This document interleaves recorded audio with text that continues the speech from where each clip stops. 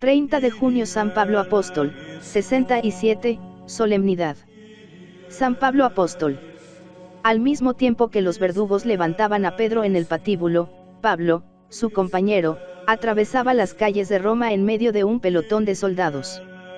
Junto a la puerta de Ostia, una mujer de porte aristocrático salió al camino sollozando y diciendo: Pablo, hombre de Dios, acuérdate de mí en la presencia del Señor Jesús. El apóstol, reconociendo a Plantila, una gran dama que se sentaba entre sus oyentes con los esclavos, dijo con tono festivo: Buenos días, Plantila, hija de la eterna salud, préstame el velo de tu cabeza para cubrirme los ojos. En el nombre de Cristo, dejaré a tu dilección esta prenda de mi afecto. La escolta siguió la vía ostiense, acercándose de cuando en cuando a las aguas del Tíber, y deteniéndose en un valle desierto y silencioso. Allí Pablo rezó mirando hacia el oriente, recibió una vez más en su accidentada existencia la caricia de las varas, vendó sus ojos con el velo de la ilustre Patricia, y tendió su cuello a la espada.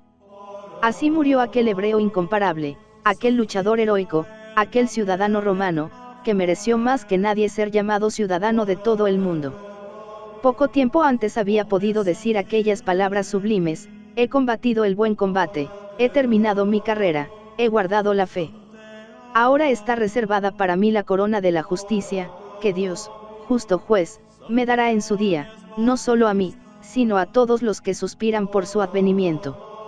No es que esté cansado el viejo atleta, se siente más fuerte que nunca, con la fortaleza de la fe, pero debe irse, porque ha llegado a la meta. Nadie podía imaginar lo que había corrido aquel hombre desde el camino de Damasco, lo que había luchado aquel fariseo, que empezó combatiendo a los discípulos de Jesús, y, transformado repentinamente, se había obstinado durante 30 años en una terrible y gigantesca aventura. Nadie corrió más que él, y no en vano, como él mismo dice, no como quien azota el viento, sino con la mirada fija en el término infalible, empujado por el anhelo de la gloria de Cristo, aguijoneado por el espíritu del triunfo, esperando contra toda esperanza, sin desalentarse jamás, poseyendo su alma en la paciencia, él, que fue el más impaciente de los hombres. Ya conocemos sus primeros pasos, le hemos visto guardando los mantos de los que apedrearon a Esteban, derribado en el camino, convertido en un vaso de elección, hemos admirado al gran propagandista, que defiende los fueros de la libertad cristiana en el Concilio de Jerusalén, que deja ciego con una palabra al mago Alimas, que se lanza a través del Asia, hollando sendas desconocidas, juntamente con su amigo San Bernabé, organizando iglesias, luchando con los judíos y los gentiles y levantando como un faro el nombre de Cristo en medio de las tinieblas. Su figura se agiganta sin cesar, sus empresas se hacen más vastas, sus pensamientos, más altos, su ardor, más furioso. Es el año 52, va a empezar la segunda misión. Con 2 o 3 compañeros, o una pequeña escolta, o a veces solo. Pablo se interna de nuevo en el imperio inmenso de los ídolos, países bárbaros, ciudades paganas, caminos enseñoreados por cuadrillas de bandidos, y, lo que es peor, colonias hebreas fanáticas y rencorosas. Primero, la visita a las iglesias formadas unos años antes, de Antioquía a Licaonia, de Licaonia a Pisidia, de Pisidia a Gelasche, ganándose el pan con sus manos como un obrero, caminando con los pies ensangrentados, anunciando a un Dios nuevo donde reinan tantos dioses, al Mesías profetizado, Hijo de Dios, Señor, Redentor y Juez de vivos y muertos, a un Dios que 20 años antes recorrió vagabundo las provincias de Judea, y fue rechazado por el pueblo y colgado en un patíbulo por blasfemo y sedicioso. Predica en las sinagogas, pero los hebreos se tapan los oídos, gritan furiosos y se conjuran para asesinarle, predica a los gentiles en las plazas y en los anfiteatros, y mientras unos se hacen sus discípulos, otros se amotinan, le apedrean y le maldicen. Camina como un huracán de oriente a occidente, incendiando el aire con las llamaradas de su voz, va y viene, se aleja y súbitamente reaparece cuando nadie le espera. Se le expulsa de todas las ciudades, y a todas llega de nuevo con mayor intrepidez. La persecución le exalta, la contradicción renueva su energía y su fe en el triunfo. En esta segunda misión, su mirada escruta los más lejanos horizontes. Ya ha evangelizado la región de Gelasche, está enfermo, la fiebre le consume, pero el celo le devora. Se interna por caminos nuevos, atraviesa el Jalis, deja atrás la ciudad de Al-Zaire y camina en dirección a las llanuras inmensas del Pantou. Detrás de él está el mundo romano, delante, las regiones del Éufrates, cuna de antiguos imperios. El brillo lejano de Nínive y Babilonia parece deslumbrarle un momento, pero su genio práctico reacciona, guiado siempre por el espíritu, vuelve a saludar a los Gálatas, y siguiendo hacia occidente a través de la Frigia y la Misia, entra en el valle de Escamandro y deja a su derecha las pendientes hirsutas del Ida majestuoso. Ha llegado a Troade, la tierra clásica llena de ritmos homéricos.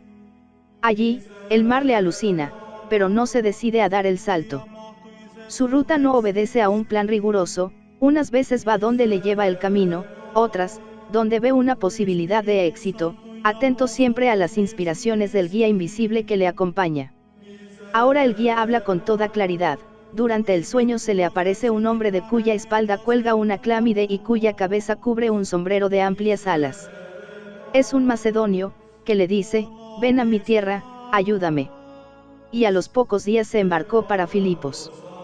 Una mujer llamada Lidia, que traficaba en púrpura, fue allí el primer creyente, su casa, el primer refugio del cristianismo occidental, y aquella colonia de veteranos de Roma, el primer suelo europeo que Pablo enrojeció con su sangre.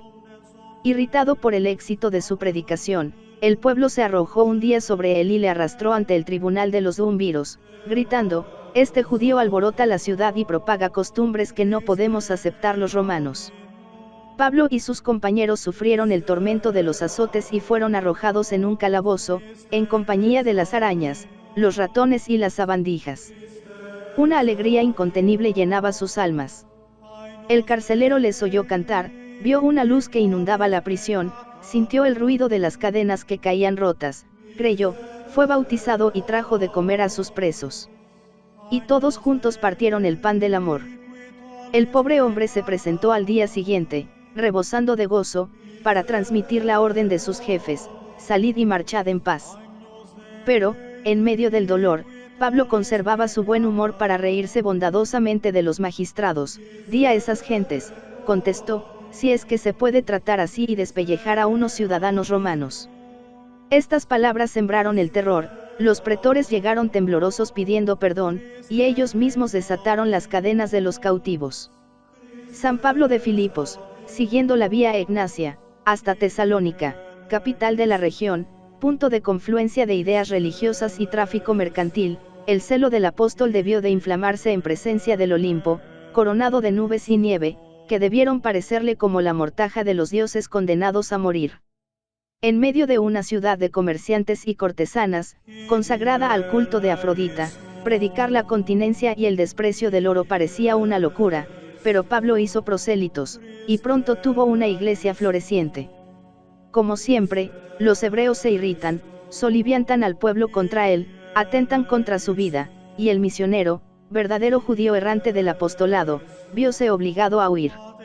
Los que le guiaban, dice San Lucas enigmáticamente, le llevaron hasta Atenas.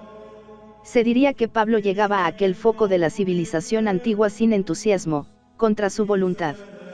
No era un helenizante, en vez de admiración y placer, el suelo ático causó en él exasperación y tristeza. Él, que aborrecía, como buen fariseo, hasta la sombra de un ídolo, no podía ver tranquilo aquel bosque de estatuas de dioses, de semidioses, de héroes y de ideas abstractas. Paseaba afligido y solitario por las plazas, los pórticos y las cercanías de los templos, leyendo distraído los títulos de los pedestales marmóreos, y un día, descendiendo hacia el puerto, advirtió en una ara votiva esta inscripción, al Dios desconocido. Fue un descubrimiento que, sin reconciliarle con Atenas, le trajo como la solución de un conflicto ideológico. Al llegar el primer sábado, habló en la sinagoga, pero diariamente se mezclaba en el ágora a los grupos de gramáticos, retores y filósofos, aprovechando cualquier coyuntura para exponer su evangelio. Sus palabras empezaron a despertar la curiosidad de aquellos espíritus, que, como en tiempo de Demóstenes, se despertaban cada día preguntando, ¿qué hay de nuevo? Grupos de ociosos empezaron a rodearle medio burlones, unos le abandonaban alzando los hombros, pero otros llegaban a ocupar su puesto, preguntando, ¿qué quiere este gorrión? Y los primeros respondían, es un importador de divinidades extranjeras. Otros, más serios, deseando conocer mejor su doctrina, le invitaron a exponerla en una conferencia pública, y sin darle tiempo a reflexionar, le cogieron y le llevaron a la colina de Ares, en la parte occidental de la Acrópolis. Contento de poder atacar al politeísmo en la ciudadela de la mitología, Pablo empieza a hablar. San Lucas nos ha conservado aquel discurso memorable, modelo de habilidad, de agudeza dialéctica y de nobleza de pensamiento. Partiendo de aquel Dios desconocido que adoran los atenienses, el orador llega a la revelación del Dios que ha creado todas las cosas, que nos ha hecho a nosotros mismos, pues somos de su raza, que nos ha redimido, y que un día resucitará nuestra carne. Al hablar de la resurrección de los muertos, su voz fue interrumpida por gritos, murmullos y carcajadas. Un gran número de los oyentes desfilaron, otros, más corteses, se acercaron al orador y le dijeron, por hoy, basta, otra vez nos hablarás de estas cosas. Sin embargo, algunos creyeron, entre ellos un asesor del Areópago, llamado Dionisio, y una mujer que llevaba el nombre de Dámaris. Al salir de Atenas, Pablo debía de pensar con tristeza que había trabajado con poco fruto. Su discurso, no obstante, señalaba un momento culminante de la expansión del cristianismo, después de aquel reto lanzado a la Palas Atenea de Fidias y Platón. Era evidente que la sabiduría antigua no podía dar al mundo lo que le había prometido, que la razón debía ser iluminada por la fe. En medio de todo, podía estar satisfecho. Infatigable en su esperanza, caminaba hacia una nueva conquista. Iba hacia Corinto, donde reinaba Cipris, servida por un colegio de 1000 sacerdotisas, pero tal vez se consolaba pensando que los demonios de la carne ofrecerían menos resistencia que el orgullo de los sabios. Efectivamente, encontró una masa cosmopolita propicia a la levadura evangélica. Todo le prometía una estancia larga y fructuosa en la gran ciudad del Estrecho, y así, buscó el medio de ganarse la vida. Un fabricante de tiendas le tomó a su servicio, y pronto el nuevo trabajador tuvo tal ascendiente en la casa, que se apoderó de todas sus almas, no por los discursos persuasivos de la sabiduría, sino por la manifestación del espíritu y del poder. A todos los dones sobrenaturales se juntaba en él una caridad cortante como el cuchillo, dulce como el aceite, que suaviza las heridas. Cada sábado disputaba en la sinagoga, hasta que un día, cansado por las blasfemias y las injurias de sus enemigos, sacudió el polvo de su manto y salió diciendo, que vuestra sangre caiga sobre vuestra cabeza, yo estoy sin mancha, ahora me dirigiré a los gentiles.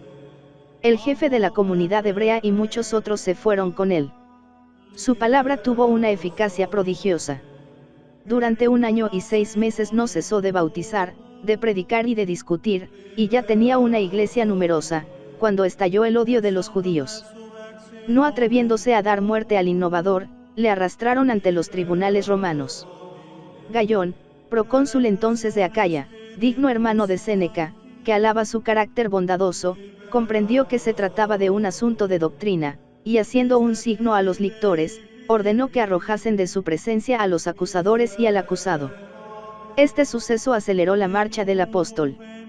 Tenía verdaderas ansias de visitar las iglesias de Palestina, en las cuales habían intrigado sin descanso los judaizantes durante los 3 años de la segunda misión, 52 a 55. Para hacer irrevocable su vuelta a Jerusalén, había pronunciado el voto del nazirato, que le obligaba a abstenerse de vino durante 30 días, a rasurarse la cabeza y a realizar ciertos ritos en el templo.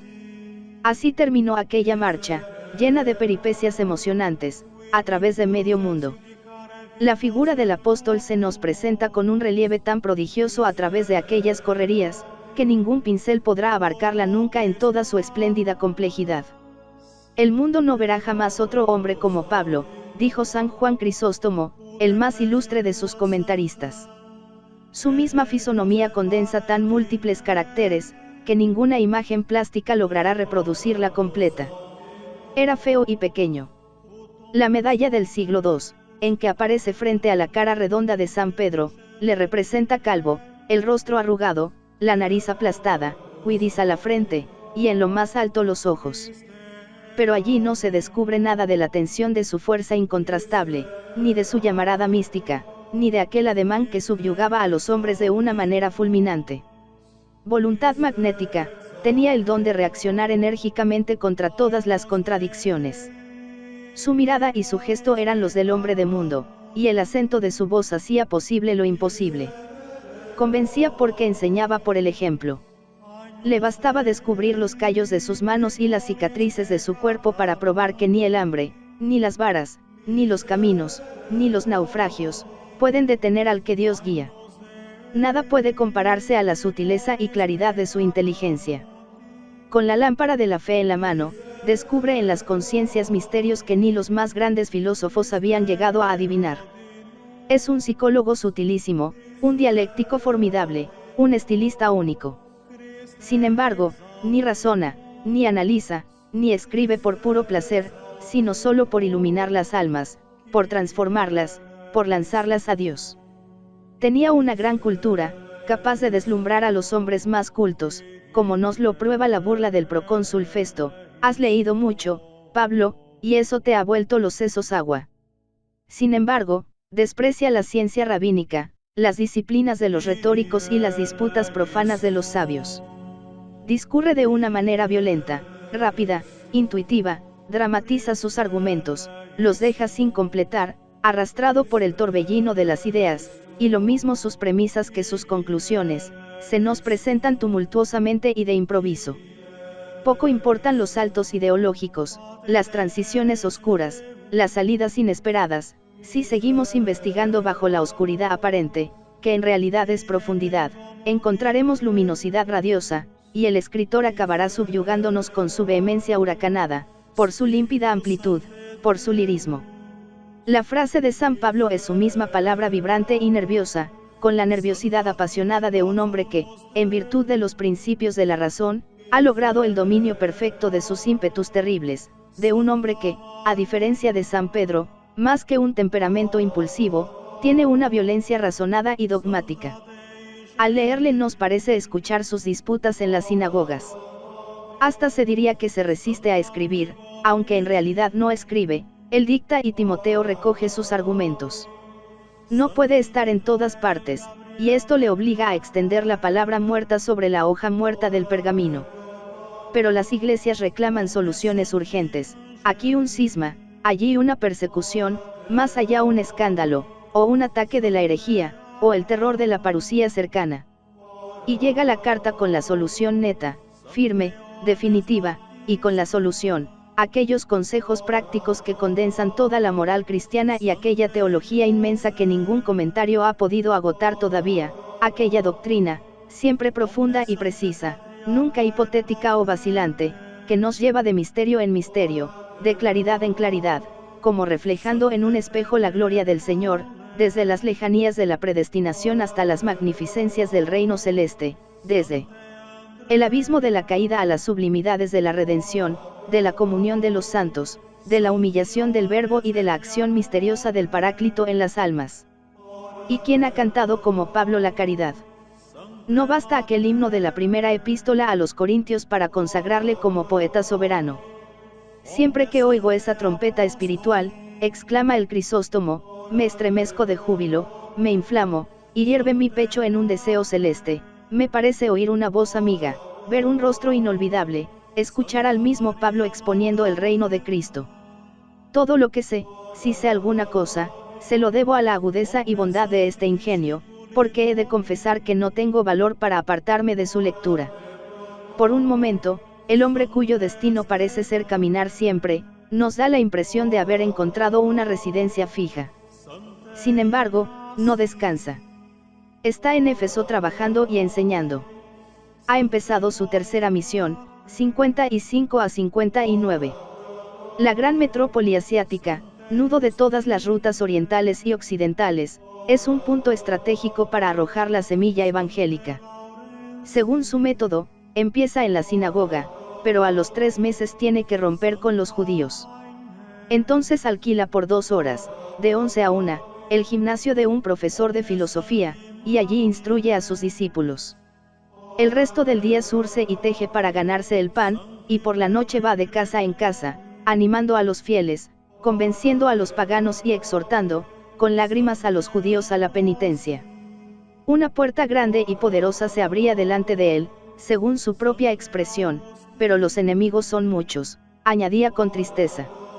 Y más tarde podría decir, al combatir en Éfeso con las bestias feroces, ¿qué fruto he sacado, si los muertos no resucitan? Los magos y encantándoles empezaron a envidiar sus poderes sobrenaturales, muy estimados en aquella ciudad famosa por sus libros de encantamientos, por sus prácticas mágicas y por su afición a los misterios de la brujería. A la envidia se juntó el interés. Los orfebres advirtieron que no vendían tantos objetos religiosos como antes. Había disminuido, sobre todo, la venta de imágenes de Artemis, que era la patrona de la ciudad. Un demagogo se propuso explotar esta circunstancia para arruinar al predicador judío, y estuvo a punto de conseguir su objeto. Excitado por sus palabras, el pueblo se amotinó contra el apóstol, y se dirigió hacia el anfiteatro, gritando furioso, «Grande es la Artemis de los Efesios». Exaltado por el peligro, Pablo quiso lanzarse en medio del tumulto, pero los hermanos le disuadieron y le sacaron de la ciudad. Sus huéspedes estuvieron a punto de perecer, todo eran odios, persecuciones y emboscadas contra el hombre que era todo una brasa incandescente y palpitante de amor. Esta prueba le dejó completamente abatido. «Me encuentro abrumado», exclamaba, hasta el punto de no saber cómo vivir. Una fatiga mortal había agotado las energías de su cuerpo, el hombre exterior, en mí, se desmorona. El interior, sin embargo, se renovaba constantemente, cuando estoy débil, entonces soy más poderoso. Y añadía magníficamente, a fin de que no pongamos la confianza en nosotros mismos, sino en Dios, que resucita a los muertos. Nuevamente aparece en la Hélade, visita las iglesias antes fundadas, funda otras nuevas, y por primera vez llega hasta el mar Adriático. Mi campo de acción, dice a los romanos, se extiende en todos los sentidos, desde Jerusalén hasta la Iliria. Pero ahora piensa en Roma, en los confines del imperio, en Finisterre. Aquí ya no hay sitio para mí. Hace muchos años que deseo veros. Si voy a España, espero, de paso, veros, y después de haberme saciado en cierto modo de vosotros, vosotros me pondréis en el camino de aquella tierra. Si voy a España, ¿por qué iré a España? La amplitud de su ambición no tiene otros límites que los del mundo, tiene impaciencias divinas por ver el nombre de Cristo pregonado y adorado hasta en las extremidades de la tierra. Pero antes va a despedirse de Jerusalén. Es un viaje lleno de tristes presentimientos y de incidentes dolorosos. Hay que ir de la tierra al mar y del mar a la tierra, porque los sicarios y los piratas espían los caminos.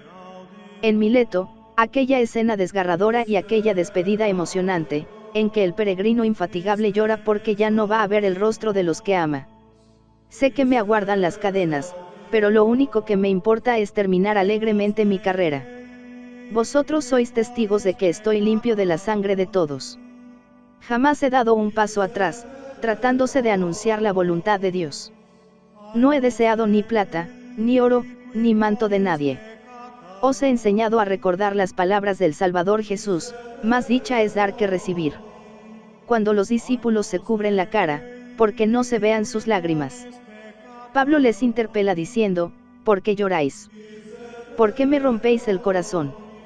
Sabed que estoy dispuesto no solo a ser encadenado, sino a morir en Jerusalén por el nombre del Señor Jesús. Y sucedió que durante las fiestas de Pentecostés del año 59, paseando Pablo por las cercanías del templo con un hermano procedente de la gentilidad, estalló de repente este grito terrible: «Miradle, ha metido a los griegos en el templo». «Sí», replicaban otros, «ha manchado el lugar santo, es el hombre que va por el mundo enseñando contra la ley y contra el templo». Pablo protestaba de su inocencia, pero nadie le hacía caso. Una turba feroz caía sobre él, empujándole, golpeándole, apaleándole. Parecía haber llegado el último momento de su vida. De repente, sonaron los clarines guerreros. Al primer ruido del pueblo amotinado, una cohorte había salido de la Torre Antonia, y el tribuno aparecía, con la espada levantada, abriéndose paso entre el populacho. «Dejad ese hombre, es nuestro», gritó imperiosamente, y los legionarios le arrancaron del furor judaico. En este momento, Pablo, arrebatado por una idea sublime, dijo al tribuno: «Voy a pedirte una cosa, y es que me permitas hablar a este pueblo. Habla, respondió secamente el guerrero. Y Pablo se volvió hacia la multitud de judíos de la ciudad y de la diáspora, de prosélitos y de paganos, de curiosos y de fanáticos, que gritaban todavía, blandiendo los puños y los bastones. Al primer gesto de aquel hombre sudoroso, polvoriento, desgreñado y destrozado, siguió un silencio mezclado de estupor, y, una vez más, en presencia del templo de Salomón, como antes delante del Partenón, expuso en un lenguaje magnífico la doctrina fundamental de su evangelio, dirigido a los judíos y a los gentiles. Al oír esta palabra, los gentiles, los goy modiosos e inmundos, los ladridos se renovaron, piedras, basuras y salivazos caían sobre el orador, tal era el delirio de la multitud, que el tribuno se apresuró a meter al prisionero en la torre. San Pablo, apóstol de los paganos después, el viaje de Jerusalén a Cesarea entre numerosa escolta, allí, 2 años de prisión, mientras se sustanciaba el proceso del Sanedrín contra el apóstol, 60 a 62, la apelación de San Pablo al César, el viaje terrible a través del Mediterráneo y el naufragio memorable que San Lucas nos ha pintado con un dramatismo emocionante. Al pasar junto a las costas de Creta, un viento africano asalta violentamente el navío. Pablo previene el peligro, pero el capitán sonríe escéptico, alzando las espaldas, y da la orden de avanzar. Súbitamente, las montañas de la isla arrojan sobre las aguas un espantoso huracán. El Euroáquilo, gritan los marinos, aterrados. Hubo que arriar velas y dejar la nave a merced de la noche y de la tempestad. El mar rugía, y las olas tocaban las nubes, como si las agitase una horda de demonios. Los días pasaban, y el sol se obstinaba en ocultarse. Una mañana, cuando todos se juzgaban perdidos, Pablo, siempre en el puente, hizo renacer la esperanza. Hombres, dijo, debierais haberme escuchado antes, pero confiad todavía, se perderá el barco, pero ninguno de nosotros perecerá. Os lo digo en el nombre del Dios a quien sirvo. Al día siguiente se oyó el ruido del áncora, que arañaba el fondo. Se acercaban a tierra. Temblaron pensando que podían encontrar un arrecife, lanzaron 4 áncoras para evitar el peligro, y cayeron en otro peligro mayor, el agua llenaba el barco. Los marinos piensan en la fuga, y en aquel momento Pablo salva la situación. Es el jefe, el místico y el hombre de acción. Camina entre los hombres extenuados, detiene a los fugitivos, organiza el salvamento, y pensando que, ante todo, conviene reparar las fuerzas, toma el pan, lo bendice y lo reparte. Luego ordena, que los que saben nadar se lancen al agua, que los demás salten a las lanchas. La quilla había chocado en un banco de arena, pero el pasaje había llegado a las playas de Malta. Allí, la hoguera, la picadura de la víbora, el pasmo de los isleños, muy desalmado debe de ser este hombre. Y al ver que continuaba sereno, no, es un dios. Y, finalmente, la llegada a Roma después de muchos meses de peligros y aventuras. En Roma, las cosas van también despacio, se aguarda a que los judíos de Jerusalén presenten sus quejas, pero los enviados del Sanedrín no llegan nunca. Otros 2 años de cautiverio, 62 a 64. Pero el apóstol sigue predicando y dirigiendo. Su voz poderosa no se cayó ni un solo día durante aquellos largos años de prisión. La finura de su trato, su poder de persuasión, le atraen toda suerte de consideraciones. Durante toda su vida había logrado convertir la cárcel en una cátedra. Ahora su detención es una simple custodia militar, lleva una cadena, un soldado, atado a él constantemente, vigila noche y día sus movimientos, pero puede alojarse a su gusto, puede caminar por la ciudad, puede visitar a sus hermanos. Y está contento de padecer por Cristo. Todo esto, dice, escribiendo a los filipenses, me llena de alegría, porque sirve para la propagación del Evangelio. Mis cadenas son conocidas en el pretorio, en la casa del César, y en otras muchas partes, y, a causa de ellas, veo que los hermanos tienen más confianza en Cristo y más valor para decir la palabra. Pablo predica, escribe, dirige las iglesias lejanas y piensa en todos los cristianos de Oriente y Occidente. Ojo a los perros, ojo a los malos obreros, ojo a los circuncidados, clama, pensando en sus enemigos de siempre. Con más insistencia que nunca, expone ahora en sus cartas el misterio esencial de la unión de Cristo y su Iglesia. Estas cartas de la cautividad son las que mejor nos descubren la inmensidad de su amor. Pablo era un místico, el más grande de los místicos, y el maestro de todos.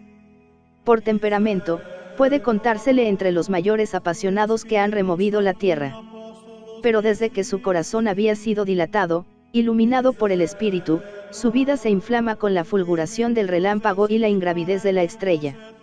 Ahora tiene impaciencias formidables por llegar a la unión definitiva, por verse libre de su cuerpo de muerte. Morir es mi ganancia, dice con aire triunfal, pero una lucha sublime se entabla en su interior.